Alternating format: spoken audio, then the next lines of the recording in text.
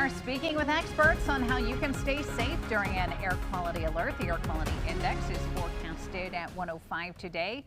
Indexes at that level or higher are considered unhealthy for sensitive groups. Joining us now is Dr. Austin Williams, a primary care provider with Kettering Health. Thanks for being with us, Dr. Williams. Of course. First of all, how can people know if that air quality is unhealthy? So you're getting air quality alerts through like your favorite weather app or news station like this one. There's also airnow.gov, which has live monitoring of air quality, so you can know hour by hour when we're expected to get really heavily polluted air versus when things clear out a little bit. Who is impacted by bad air quality? So the big thing is that this can affect everybody. Anybody is at risk for developing problems associated with breathing polluted air, but the people that are most vulnerable would be folks with asthma, COPD, heart disease, people that are pregnant, the elderly, and kids as well. Can there be long-term impacts on someone's health if they ignore the air quality alerts?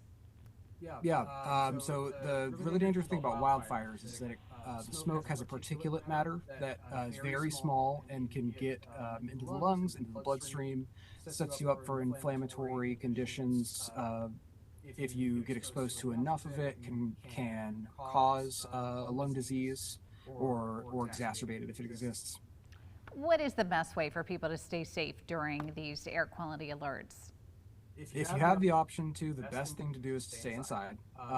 You should monitor the air quality in the ways we've already discussed. Make sure that you've got a good quality air filter for your home, and then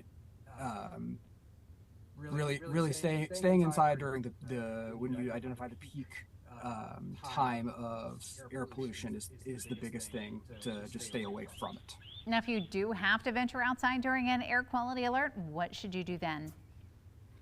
Best thing to do is to try to plan your day around when the weather apps or the air.gov are going to predict that the air pollution is going to be the worst. Try to plan to be inside around then, and then getting a well-fitting N95 mask to help filter the particulate matter out will give you the best chance of not being affected by the air pollution. Now, if you've been out in it and you maybe didn't realize it ahead of time, is there anything you need to do afterwards to take care of yourself, or is it just more about prevention? It's really about prevention, and certainly limiting your exposure.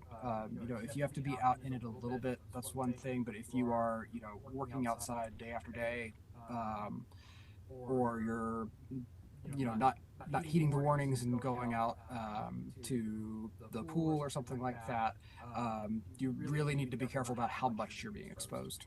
All right, Dr. Austin Williams, a primary care provider with Kettering Health. Thanks for being with us. Of course.